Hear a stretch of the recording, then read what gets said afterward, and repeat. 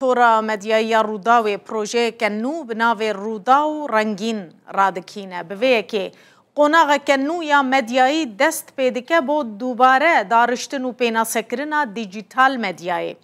روداویت پیام خویا وی پروژه یا نو ده تکس کریه که جه روتینه لجم روداوی نینه سینور نکارن وی راوستینن آلنگاری وان راناگرن.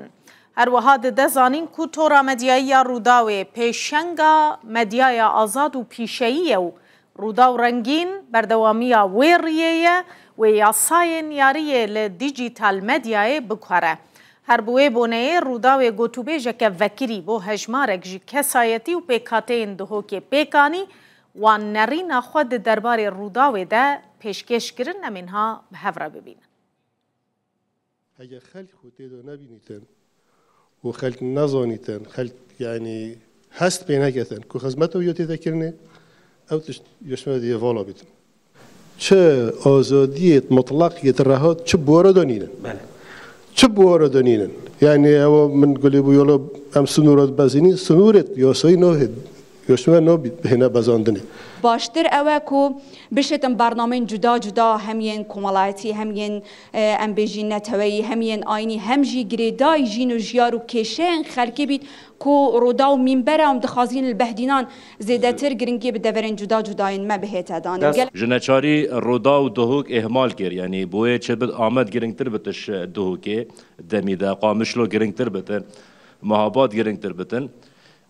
نکات اوهاتی کرنه کیف ما گله به هاتی بس ام حسناکن رودا و جوا کی گله کانال دی فلایک و کومنت اب چتن تربیت وی دمیدا بلا حواله کی دی بادینی پرخ و بیت وقتی بیت از زاره و بادینی ای کی بادینی درس باخوید بهند داکو او کی بیجن اویدی چه نبی تلک چه نبی تچکاوید بالانس دا گله کارت کی نخو یا سایکولوژی جی هی یا فکری جی هی یا فلسفی جی هی وان فشارت کل سر هواتی نکردن کرو دست هوات خوش بن این گلک باشد چن و بر دوام بن ارسر اوه پیشگری پارزن رنگ افکار مزنه بیت کرنجی کینیت بوینه مرکک ام سر مستوای نف دولتی جی ام شانازی پاوت بین دهوک گلک و ببارت رو دودا یعنی اوه خالک و گلک و این گلک برچاف رنگینه یعنی بوما او بچنات چی بوی ایدی اگر دستگاه که را گاندنی سنتری و دهوک نبیتن دهوک اهمال کریت دا آدینان یا دولمند پرنگت خو هیویدارین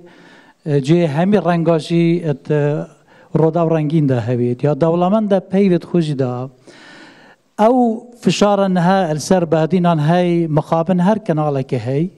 نه سالک دم و کوف شارک هیچ رخی سوران و رخی بوتان و سر پارزگاه دهوکه.